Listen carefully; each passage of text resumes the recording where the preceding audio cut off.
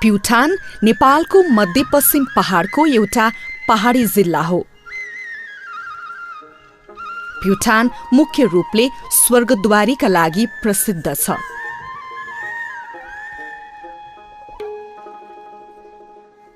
प्युठानमा धर्मावती, माण्डवी आदि नदीहरू छन्। ती नदीहरूका आसपासमा ठूला खेतका फाँटहरू वा फैलिएका जग्गाहरूका ठूला ठूला चौरहरू छन्। खलङ्गा प्युठानको सदरमुकाम हो। त्यहाँ एउटा सुन्दर बजार छ। त्यहाँ कैयौं प्रसिद्ध धार्मिक मन्दिरहरू पनि छन्।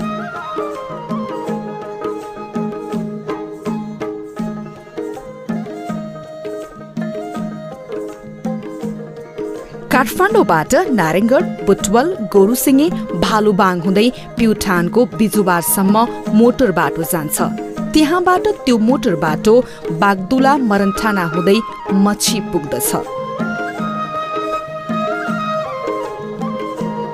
मच्छी ओखरकोट गाउँको प्रमुख केन्द्र हो।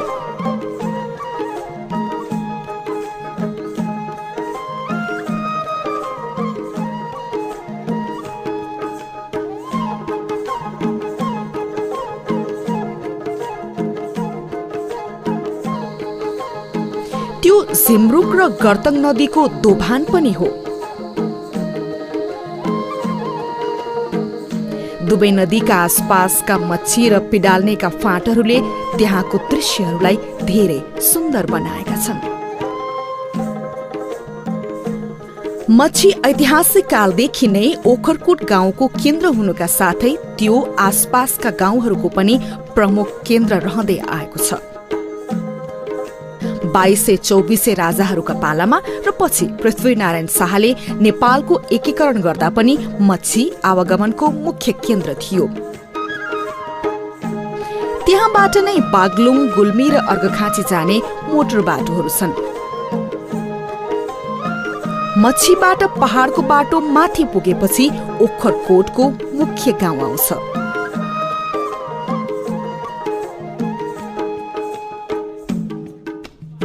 ओखरकोट मुख्य रूपले ओखरकोटको कोटका लागि प्रसिद्ध छ।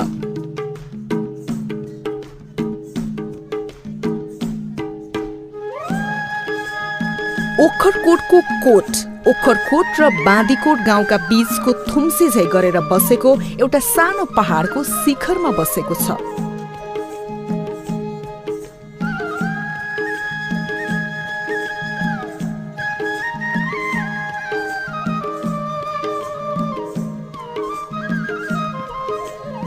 यहाँ कैयौं पुराना भग्नावशेषहरू पनि पाइन्छन्। त्यो स्थानको वैज्ञानिक उत्खनन गरेमा त्यहाँको इतिहासबारे कैयौं महत्त्वपूर्ण जानकारी प्राप्त हुन सक्नेछ। ओखरकोटको कोटको भौगोलिक संरचनामाथि विचार गर्दा त्यो स्थान धेरै पहिलेदेखि नै महत्त्वपूर्ण किल्लाका रूपमा रहेको थियो भन्ने कुराको अनुमान गर्न सकिन्छ।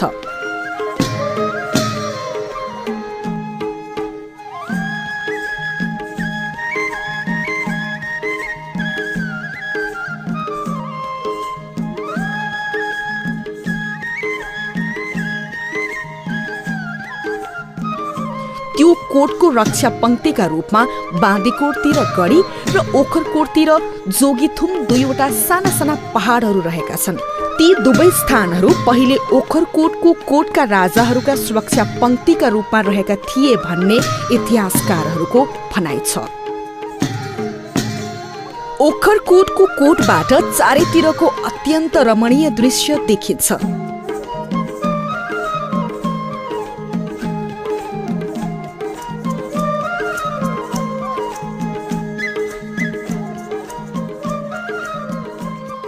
यहाँबाट सूर्योदयको धेरै नै सुन्दर दृश्य देखिन्छ।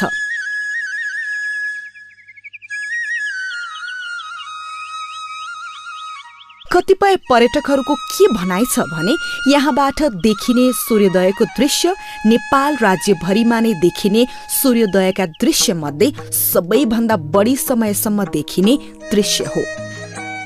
आजभन्दा 400 वर्ष पहिले परस घरतीको नेतृत्वमा आएको कण्ठु जैसी, शिवराम महतरा, बाहुबले कामी समेतको नेतृत्वको एउटा सेनाले ओखरकोटको कोटमा कब्जा गर्यो।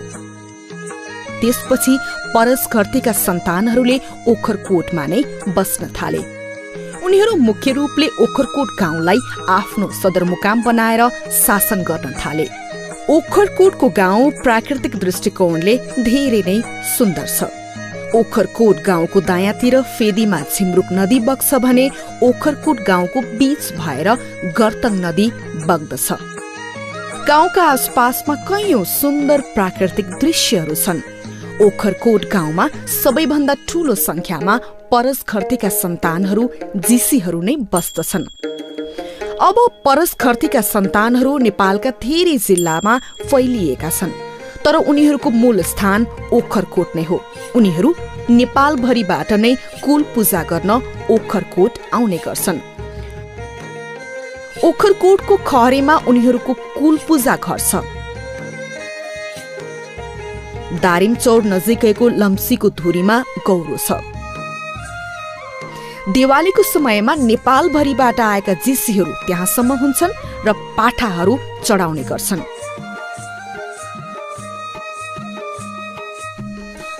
ओखरकोट गाउँमा जीसी पछि सबैभन्दा ठूलो संख्यामा विश्वकर्मा बस्ने गर्दछन्। उनीहरू पनि परस घरतीसँगै यो गाउँमा आएर बसेका हुन्। उनीहरूको मौलिक संस्कृति यस प्रकार छ।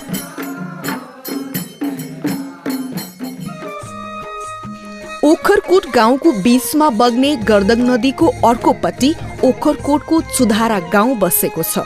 त्यो गाउँमा मुख्य रूपले परस घरतीसँगै आएका कण्ठु जैसीका सन्तानहरूको बस्ती छ।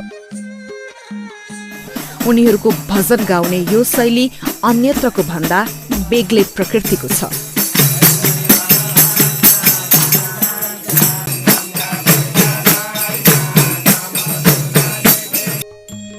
गर्तङ नदीका बायाँतिर कैयौं खेतका फाँट र कतिपय बस्तीहरू छन्। तिनीहरूमध्ये अम्मटेको फाँट विशेष रूपले प्रसिद्ध छ। गर्तङ नदीको बायाँतिर कैयौं अग्ला पहाड़का धुरीहरू छन्। ती अग्ला धुरीहरूमा मगर जातिका जनजातिहरू बस्छन्। चौके गाउँ त्यसका लागि विशेष रूपले प्रख्यात छ। मगर संस्कृतिको लागि पनि चौके प्रसिद्ध छ। यो नाच तिहारका बेला प्रस्तुत गरिन्छ।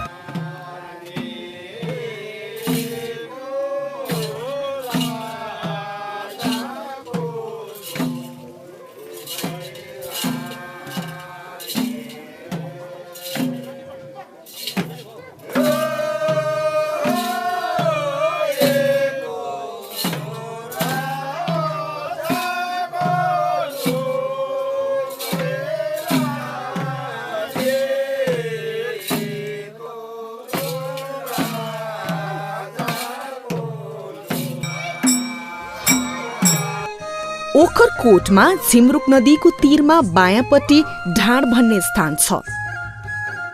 त्यहाँ फैलिएको जग्गामा कैयौं ठूला साना ढुङ्गाहरू छन्। त्यसले त्यहाँ रक गार्डन निर्माणको सम्भावना देखाउँछ। त्यहाँ रक गार्डनको निर्माण भएमा त्यो राष्ट्रिय स्तरको नै पर्यटकीय स्थानका रूपमा विकास हुन सक्दछ।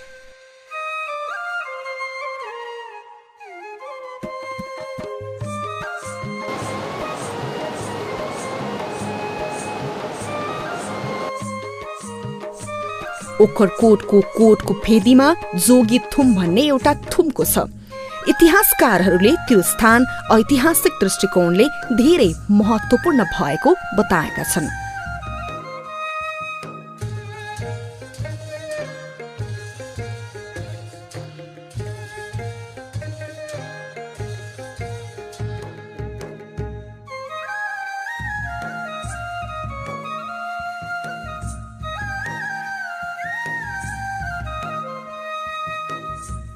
परस घरती आएको केही समयपछि उनीहरूले बडीगार्डका रूपमा सिपबाट जकर खड्कालाई ल्याएका थिए।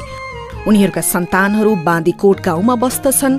उनीहरूमध्ये केही ओखरकोटको दारिमचौरमा पनि बस्दछन्।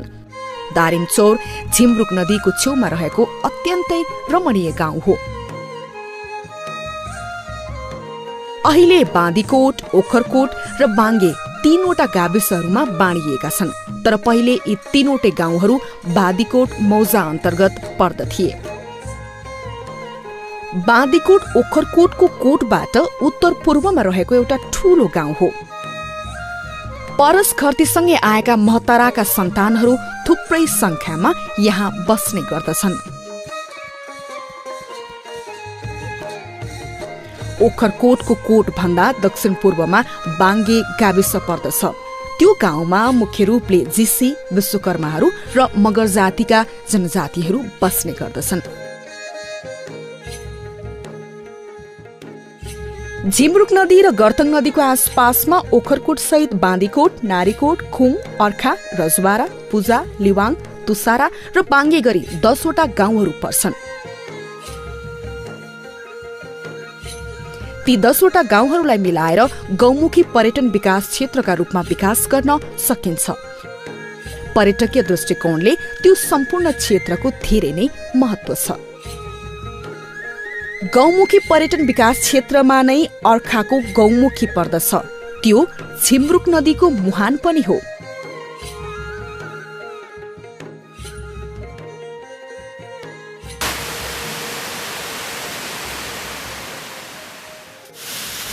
एउटा ओडारमा रहेको गाईका थुनहरू जस्तोबाट झर्ने पानीबाट नै त्यो नदी निस्कन्छ। त्यसैले यसलाई गौमुखी भन्ने गरिएको हो।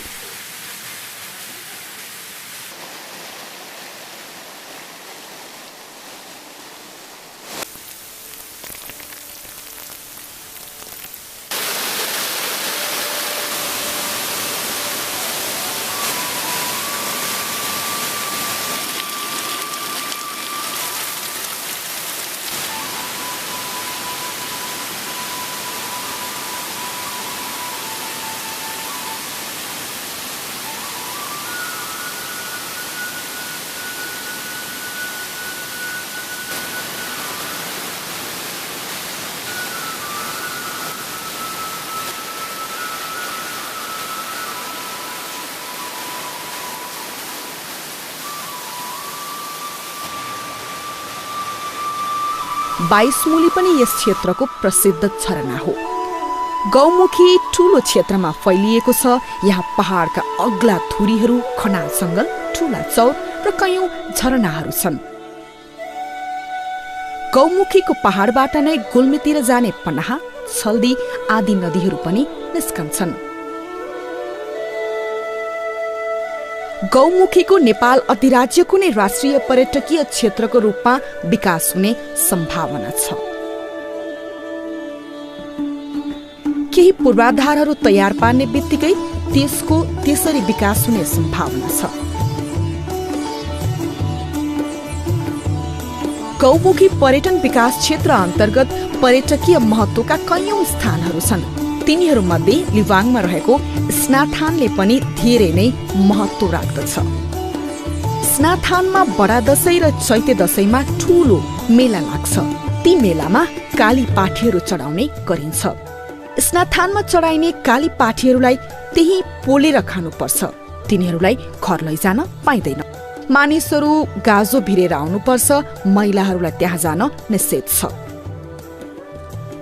स्नाथानको मेला प्राग ऐतिहासिक सभ्यताको अवशेष हो भन्ने कतिपय इतिहासकारहरूको भनाइ छ। सम्भवतः प्राग ऐतिहासिक कालमा त्यो सम्पूर्ण क्षेत्रमा ढुङ्गे युगीन मानिसहरूको बसोबास थियो। त्यो मेलाले सम्भवतः ढुङ्गे युगीनको सभ्यतालाई नै बताउँछ।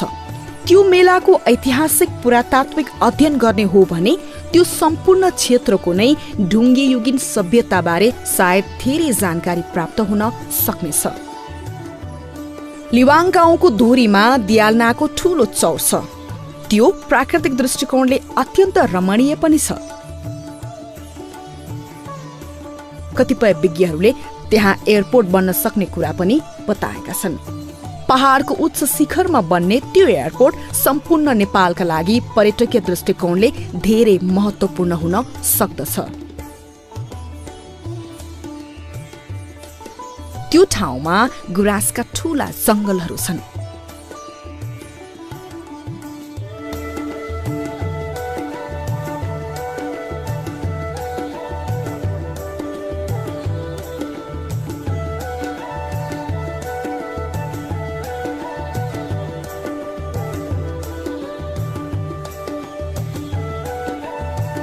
अर्खा जनजातिहरूको गाउँ हो। त्यो गाउँ मगर संस्कृतिको कैयौं मेला र चाडहरूका लागि पनि प्रसिद्ध छ।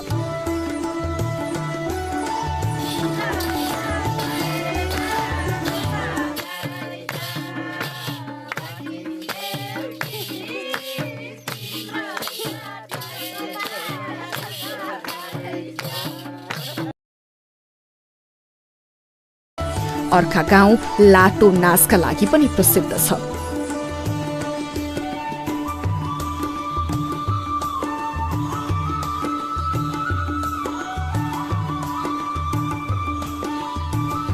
बाङ्गेको कौछेमा खिम विक्रमजीसीको चर्चित घर छ। अहिले विचार गर्दा त्यो सामान्य घर हो, तर 52 झ्याल ढोका भएको घर भनेर उजुर परेपछि जुद्ध शमशेरले खिम विक्रमलाई गाउँबाट निकालेका थिए। त्यो घरमा 52 झ्याल ढोका छैनन्, त्यही पनि त्यो घर बढी चर्चामा आएको छ। बाङ्गे गाउँमा पर्ने भुल्केमा एउटा ठूलो ढुङ्गा छ। त्यो डुङ्गालाई रक क्लाइम्बिङका रूपमा पनि प्रयोग गर्न सकिन्छ। भुल्की पानीको मूलका लागि पनि प्रसिद्ध छ। त्यसको नजिकै एउटा ओडार छ। भुल्केको ठूलो डुङ्गा, पानीको मूल र ओडार समेत मिलाएर त्यो स्थानलाई पर्यटकीय क्षेत्रका रूपमा विकास गर्न सकिन्छ।